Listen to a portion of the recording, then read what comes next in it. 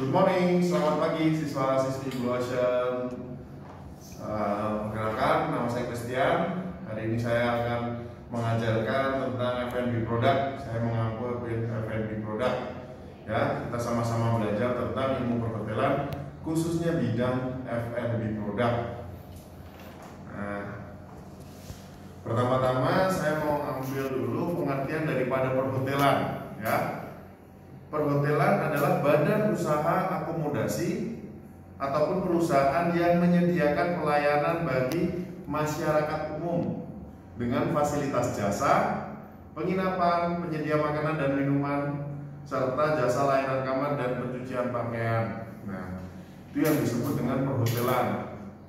Jadi, di dalam hotel tersebut sudah lengkap dengan berbagai fasilitas yang diperlukan oleh tamu. Jadi tamu tinggal stay di hotel saja, tinggal santai saja dengan fasilitas yang ada. Nah, itu pengertian daripada perhotelan.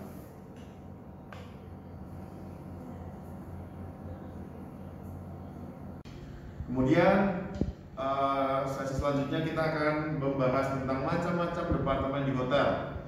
Yang pertama ada front office departemen atau FO. Ya. FO ini bertugas dalam proses check-in dan check-out daripada tamu itu sendiri. Ya, tamu datang, kalian akan langsung diterima oleh seorang reception yang kemudian akan diproses untuk check-innya. Nah, kemudian yang kedua ada F&B departemen. F&B departemen ini dibagi menjadi dua bagian, yaitu yang pertama adalah F&B service dan kemudian yang kedua adalah F&B product. Yang di F&B service itu akan fokus ke pelayanan dan juga bagaimana dia melayani daripada tamu itu sendiri, termasuk juga di bagian minuman, pembuatan minuman. Kemudian yang kedua adalah F&B product. Nah, F&B product itu yang nanti kita akan sama-sama belajar, itu akan fokus daripada diproduksi atau di pengolahan daripada makanan yang akan disajikan kepada tamu. Kemudian yang ketiga adalah housekeeping departemen. Kemudian ada accounting departemen yang keempat. Kemudian yang kelima ada engineering departemen. Yang keenam ada marketing. Kemudian yang ketujuh adalah security. Saya tidak akan menjelaskan semua departemen nanti karena kita akan fokus di satu departemen saja, yaitu F&B product ataupun bisa disebut dengan kitchen. Kita akan sama-sama mengulas bagaimana operasional di kitchen, bagaimana jalannya kitchen profesional yang ada di hotel. Kemudian kita akan membahas tentang lapangan pekerjaan bagi seorang atau bagi seseorang yang bekerja atau berkecimpung di bidang F&B product. Ya, banyak sekali bidang pekerjaan yang nantinya dapat dimasuki ataupun dapat dipekerjakan oleh seorang daripada F&B product ataupun cook, bisa disebut seperti itu ya. Yang pertama, mereka bisa bekerja di kapal pesiar ya, dengan segala persyaratan yang ada, dengan segala konsekuensinya mereka bisa bekerja di kapal pesiar ya. Mereka bisa bekerja sambil berjalan-jalan di luar negeri, berita keliling negara. Nah, mereka bisa bekerja di kapal pesiar. Kemudian yang kedua, mereka bisa bekerja di hotel, entah itu mulai dari hotel berbintang ataupun yang kelas melati. Dari lulusan-lulusan sini kita akan berharap semua bekerja di hotel bintang 5. Mereka akan bekerja dengan standar hotel yang terbaik itu. Kemudian di bagian lain, lulusan daripada F&B product bisa bekerja di restoran ataupun kafe. Mereka bisa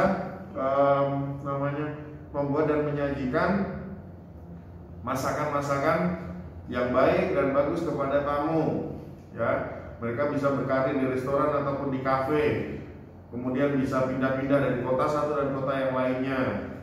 Kemudian yang keempat, jelas lulusan daripada F&B product akan dapat berwirausaha sendiri. Mereka dapat membuka usaha sendiri dengan membuka katakanlah rumah makan, kemudian warung makan sekalipun, karena dengan mereka menguasai F&B product, mereka dapat namanya menguasai ilmu masak, menguasai manajemen waktu, menguasai bagaimana mereka menghabiskan produk olahan yang bagus yang bisa disajikan kepada orang lain, yang bisa dijual, yang bisa menghasilkan keuntungan. Jadi banyak sekali lapangan pekerjaan yang nantinya akan didapatkan oleh seorang lulusan daripada F&B produk. Oke.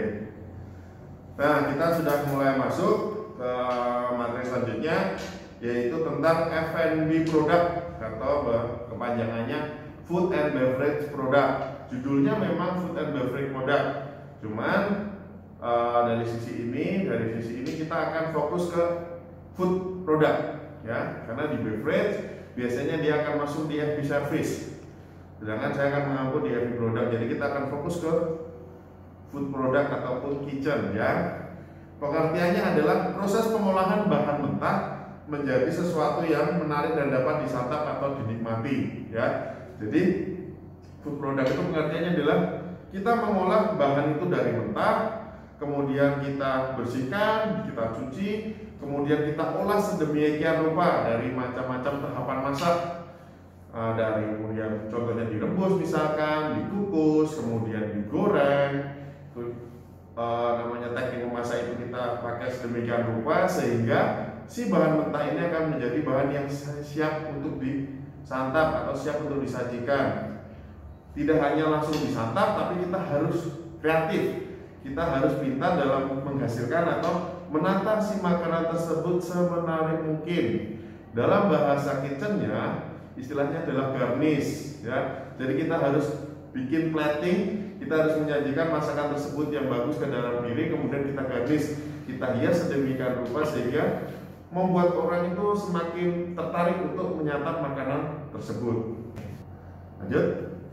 Kemudian materi selanjutnya kita akan masuk ke tujuan utama F&B product. Tujuan utamanya jelas, itu yang pertama adalah untuk kepuasan tamu. Jadi apa yang kita olah, apa yang kita sajikan itu semata-mata jelas untuk kepuasan tamu. Karena apa? Karena tamu adalah raja. Mereka berhak mendapatkan yang terbaik dari yang kita olah. Ya, dari tamu kita akan mendapatkan revenue atau pendapatan sehingga bisnis bisa berjalan. Kemudian yang kedua adalah untuk kebutuhan hidup. Jelas F&B product mempunyai tujuan utama untuk kebutuhan hidup. Kebutuhan hidup siapa? Kalau dari sini kita lihat dari sisi si pekerjanya. Jelas ini untuk karir, jelas ini untuk pekerjaan mereka, ya. Kemudian yang ketiga untuk mendapatkan uang atau revenue. Mendapatkan uang atau revenue jelas ini untuk perusahaan mendapatkan uang untuk revenue. Dengan mendapatkan uang bisnis akan berjalan, ya. Kemudian aspek-aspek yang bekerja di situ juga akan mendapatkan pendapatan juga seperti itu. Kemudian yang keempat adalah untuk kesehatan badan, ya. Jadi jelas dengan kita bekerja, dengan kita beraktivitas kita akan tumbuh sehat dan juga berkreatif. Kita akan membahas tentang tujuan khusus daripada F&B product. Yang pertama adalah merubah bahan mentah menjadi siap makan, ya. Jadi si bahan mentah tadi kita akan olah sedemikian rupa sehingga menjadi suatu hidangan yang siap disajikan dan siap untuk dimakan kepada tamu. Kemudian yang kedua adalah merubah rasa menjadi enak. Bahan-bahan mentah tersebut mungkin ada beberapa bahan mentah yang bila dikonsumsi secara mentah mungkin akan mempunyai rasa, cuman ada beberapa yang tidak diolah dia juga tidak akan mempunyai rasa yang bagus sehingga perlu diolah. Nah, tujuan F&B produk di sini adalah mengolah si bahan tersebut agar supaya mereka lebih di makanan ini lebih lebih mempunyai rasa yang enak dan bisa dikonsumsi oleh orang atau tamu di sini, ya. Kemudian yang ketiga adalah aman untuk dikonsumsi. Jelas kita sebagai seorang hotelier, seorang food product, kita harus menghasilkan makanan yang aman untuk dikonsumsi. Kita harus menghasilkan makanan yang sehat dan bersih, itu sudah wajib hukumnya. Apalagi di masa pandemi sekarang ini kita harus menghasilkan segala sesuatu dengan keadaan bersih, dengan hal yang sehat, ya. Kemudian yang keempat adalah bebas dari kuman dan bakteri. Nah, si makanan tersebut haruslah bebas dari kuman dan bakteri, ya. Apa yang kita sajikan tersebut harus higienis. Dari si tukang masaknya tersendiri dia harus bersih, dia harus mempunyai standar yang bagus, dia harus mempunyai grooming yang bagus sehingga bisa menyajikan makanan yang sehat dan bersih pula. Dan jelas makanan tersebut aman.